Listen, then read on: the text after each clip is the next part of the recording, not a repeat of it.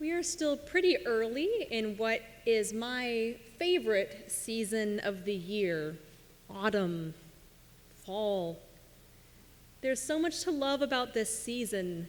The changing of the leaves, something I have loved since I left Arizona, where I'd never really experienced it before, with more and more color washing over the land every single morning. The long overdue cooling of the days, and all of that cozy clothing we start to be able to drag out of the back corners of our closets. All of the fall holidays.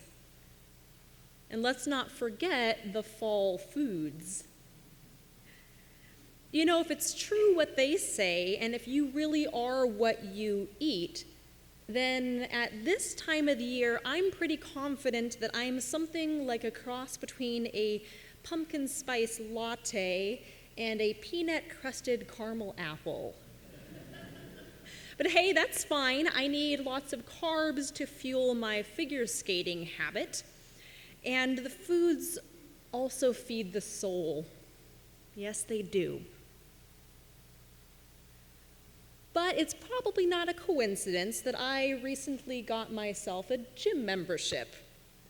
One of the things that I appreciate about my new gym is the Healthy Start program that's available to new members. It is especially helpful for someone like me who has never actually stepped inside of a real gym in her life and doesn't really have a clue what she's doing and is terrified of the exercise machines because they look like torture devices. Basically, with the Healthy Start program, you meet twice with a physical trainer. They talk to you about your fitness goals and perform a few assessments to get you started. And the assessments help figure out where you are with regards to strength, flexibility, mobility, and body composition so that you can develop a plan to get you from where you currently are to where you want to be. I told my physical trainer, Ryan, the man that I'd been assigned, that I wanted to gain strength. I don't want to lose any weight, but I do want to put on more muscle mass. I want to look a little bit more like an athlete, and a little bit less like, seaweed. Ryan then helped me step up onto the in-body machine for a quick scan. And this machine, it runs a light electric current through you, and then it spews out all of these numbers that I guess physical trainers understand or something. And the things that it tells you are things like how much of your weight is muscle, fat, or water, and how your muscle mass is actually distributed across your body. And so it didn't surprise me to learn that I have a bit more muscle than normal in my legs and a bit less than normal in my arms. After all, I'm a recreational skater who also spends most of her days hunched over a laptop doing the glorious work of ministry. So yeah, strong legs, weak arms. But it did surprise me to hear some of the questions that Ryan asked once the scan was done and we started talking about how to meet my goal of gaining more strength and putting on more muscle. Sure, he wanted to know what I was eating. Was I getting enough carbs to fuel my workouts? Was I getting enough protein to fuel muscle repair? But he also wanted to know how much sleep I was getting. He wanted to know how much screen time and its associated blue light I was getting at night. He wanted to know what exercises I had been trying, and he gave me some tips on how to work out a little more effectively. And he wanted to know my familiarity with all that scary-looking fitness equipment. If it is true what they say, and you are what you eat, then it turns out that when it comes to trying to make yourself stronger, what you eat is actually more than just food. To strengthen the body that carries you through life, you need to take in foods that will eventually become muscle, sure, but you also need to take in good sleep, effective exercise, and more while limiting the amount of screen time and blue light that you're exposing yourself to around bedtime, because a good sleep is essential for muscle repair. Who knew? Apparently, all of the decisions you make with regards to these things matter. They have an impact on the body that you're building. And how true of that is that of our lives, too? How true is it of our deepest selves, which some call our souls? Whatever language each of you use to describe the core of your being, we are all offered a chance here in this faith community to feed ourselves and to build our souls. We are given the opportunity to be an active participant in constructing ourselves, in growing into our deepest, fullest, most authentic to us humanity. But what are the raw materials for this creative inner process of growing a soul? Now, when I say soul, I think it's worth noting that I'm not talking about some kind of immortal part of us that existed before we were born or that will continue to exist after we die. Some of you may believe in that notion of the soul, and I don't think it's inconsistent with what I'm talking about today, but I am talking about something a little bit different than that. When I refer to the soul, I'm talking about our innermost being, our deepest, truest self. It is the center of who we are. It is a meeting place, an intersection point, where the many different parts of our being sort of melt together and form a core. Our embodied experience of being alive in the world, our social experience of belonging to a family, to a community, to a circle of loved ones, our memories of the past and our dreams for the future, our awareness of the world around us, and our sense of self. And our inner landscape, this rich landscape of symbols and stories and quotes and songs and so much more that we pick up as we move through life and settle and let all that settle deep down within us, like in the reading that we heard earlier. And all of this, it comes together and it makes us, us. Now, some of it originates outside of us. We are, after all, part of a great interdependent web of being that is not of our creation. Strands of our own innermost selves are deeply, deeply connected to other strands in that great web. Just think literally of the air you breathe and where it came from, and of the food you eat and where it came from. All of which becomes the stuff that makes you up. And so too do cultural values, family traditions, the wisdom of friends and mentors, and more make their way into us, and in doing so become a part of us. To put it another way, as we sang during our opening hymn, the richness of life is like a great welcome table, an enormous feast that is spread out before us. We didn't bring everything to the feast. In fact, we didn't bring most things to the feast on our own. The vast majority of it is not of our making. But when we partake of the feast, it not only helps nourish and sustain us, but it also literally becomes a part of us. It constitutes our being. There is the blessing of existence itself,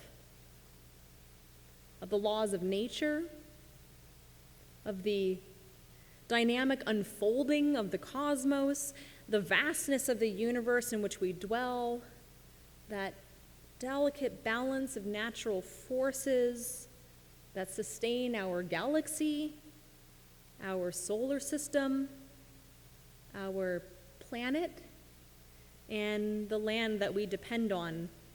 even in our modern society. All of this, it pours within us and it blends with all that is already within us, filling our cups to overflowing. There is the bounty of the earth, the beauty of the natural world, the rich soil and the produce of the field, the plant and animal life that shares this beautiful world with us, the sun on our backs and the rain that soothes us to sleep, the wind that refreshes. All of this pours within us, flows into what is already within us, and fills our cups to overflowing.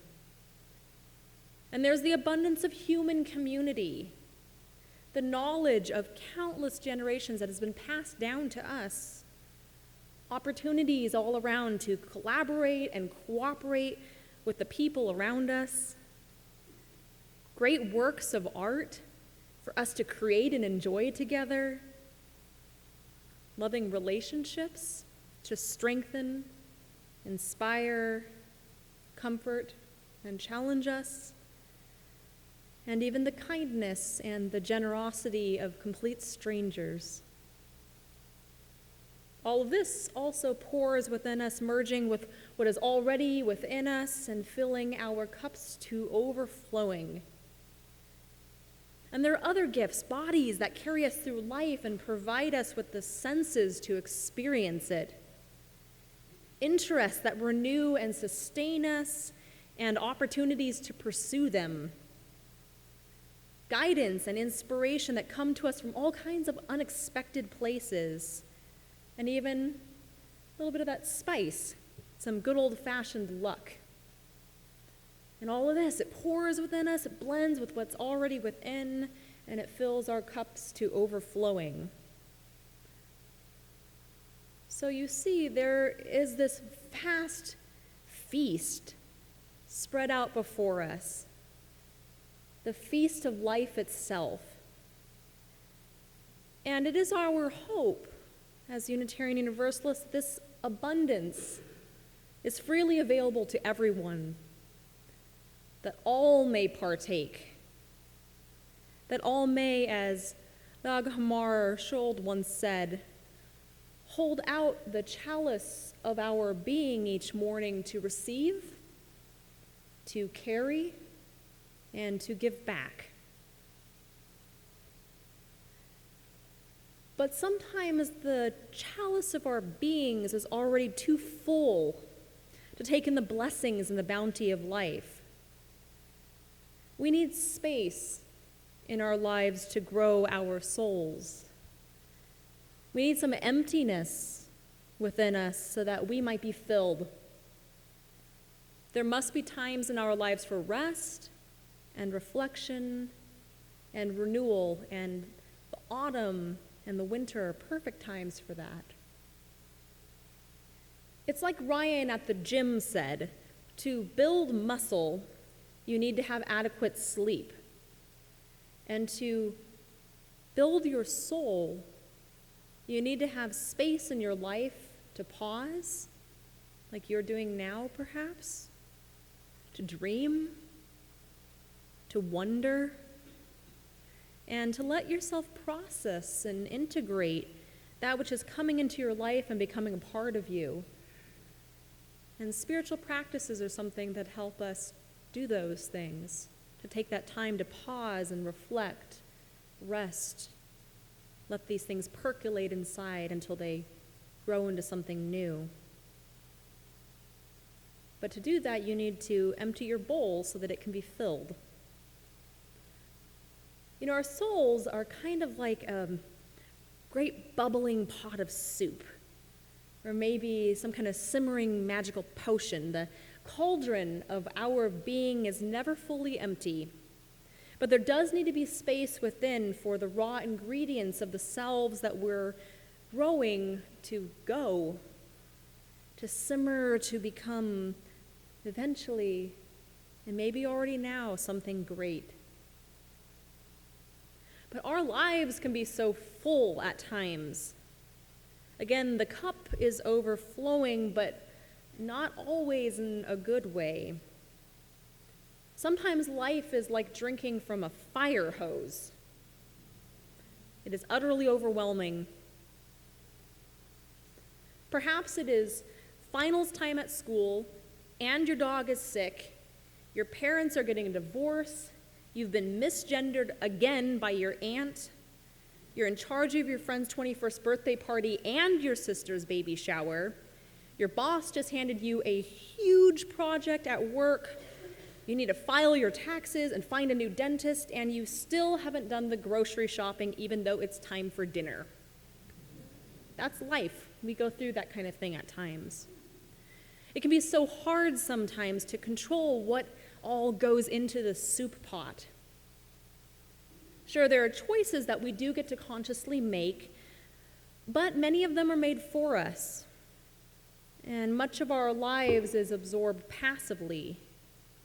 We can live too often on autopilot. For example, our congregation is currently going through the Living the Pledge anti-racism training, and one of the things that we learn about in class is how pervasive racist stereotypes are in our society. Even if we believe racist stereotypes are wrong, and we consciously reject them, they can still get into our heads and influence our unconscious decision-making. They can become an unwelcome part of our psyche. These stereotypes bombard us from all directions. They come to us from the news, they come to us from family, from television, and more. We want our heads and our hearts to be free of racist stereotypes and other things that harm us and others, but this stuff is part of our culture. And unfortunately, it has a way of seeping into us so easily without us even noticing. And it can be so hard to get out. It takes time and attention and a great deal of effort to retrain our minds. And of course, racist stereotypes are but one of the many, many things that get into us without our consent and often without our awareness. We are bombarded constantly by bits of information from the world around us every single second of every single day. Millions of pieces of information. And while we are only able to pay conscious attention to a mere 40 or so pieces of that information at a time, there's still so much that comes our way, consciously and unconsciously, every single moment. Well, the 40 pieces of information we are consciously taking in and the millions of pieces that we are unconsciously consuming consists of things that contribute to peaceful thoughts, a sense of hope, and compassion and generosity toward our fellow human beings? Or will they consist of things that contribute to angry or agitated thoughts, a sense of hopelessness, and apathy and selfishness toward our fellow beings? We can't control everything that gets within us, every bite we take of the feast of life. It's just too vast for our brains, frankly, to do that kind of work. And our brains aren't really hardwired that way anyway. We're not as in control of everything that we take in as we might want to be, but we can make some choices about what we surround ourselves with, and that helps control what we take in. I really love the guidance that my colleague, the Reverend Jordan Nelson Long, provides in the reading that we heard earlier. When we do get to make choices about what we will let into our lives and what we will do and make of our lives, one guiding question that we can pause and ask ourselves is, how will this serve my fullest, deepest, most authentic humanity We are not mindless automatons who exist solely to produce things in the service of a capitalist society. We are beings of inherent worth and dignity with incredibly dynamic hearts, minds, and bodies, and spirits that interconnect with one another in our world in profound and beautiful ways that go so far beyond what can be produced. And the choices that we make can reflect that worth and dignity of ourselves and others, or the decisions we make about what we invite into our lives can treat us and others as though we lack worth and dignity, as though we are not interconnected, not human and alive and immensely beautiful. There is this magic brewing deep within each of us, a kind of alchemy of the spirit that is continually growing our souls, growing our deepest selves. It is shaped by everything in life that we take into ourselves and, in turn, shapes us. Are we taking in good, nutritious soul food to fuel that magical transformation? If you want to be a more joyful person, a more hopeful person, a more generous or peaceful person, what are you taking into your life on a regular basis to help keep you growing in these ways? These things take intention. It takes setting practices in your lives to cultivate these things. And Reverend James spoke about some of those a few weeks ago. What spiritual foods are you consuming in your life to help fill you with compassion, commitment, courage, and curiosity, or like our hymn said earlier, with loving kindness? And what are you letting go of in your life to help you make space inside of you for what you really need in order to be able to grow your soul? My friends, we've all been invited to a fabulous feast simply by being alive on this earth. The spread is overwhelming at times, but so much of it is good. The food can nourish and sustain you so that you can continue to grow into who you are meant to be all through your lives. May you find your place at the table.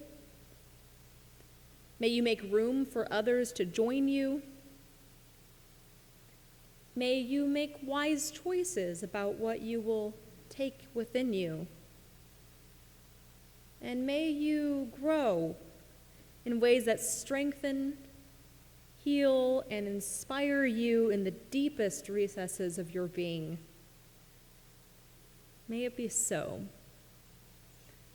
Now, will you please rise in body or spirit and join in singing our closing hymn? It's number 126 in your gray hymnal, Come Thou Fount of Every Blessing.